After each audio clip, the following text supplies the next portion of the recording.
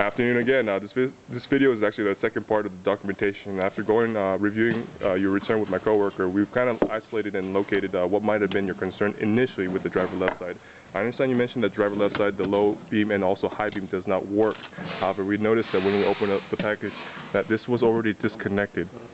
We're just wondering that maybe if you or your installer may have reconnected again to test the headlights, the clip side may have been incorrect polarity.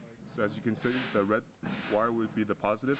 It's facing the outside. So if you're able to pretty much bench test it right now, you'll see that the low beam won't work. All you needed to do is pretty much disconnect the 9006 connector, flip it 180 degrees, connect it again so that the positive wire is on the inner side. That way, pretty much when we run the bench testing, the polarity is correct on the HID so that it can be properly powered up. So my coworker's going to get bench test it from the pins.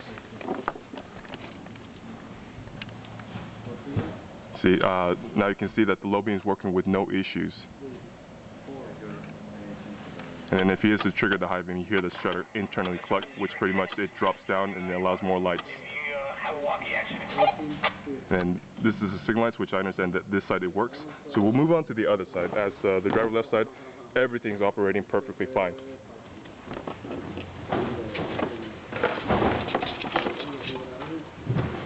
Alright, moving on to the passenger right side. I understand that you're reporting on this side that the signal lights and the parking lights are not working.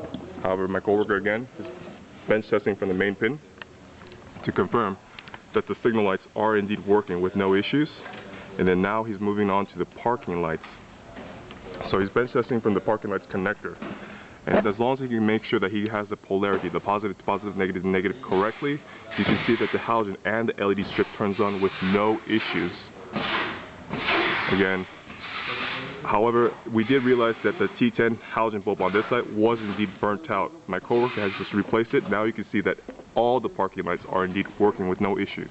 Again, all this reported concerns were able to be troubleshooted with no complications. Just wanted to take the time to show the documentation. Appreciate it.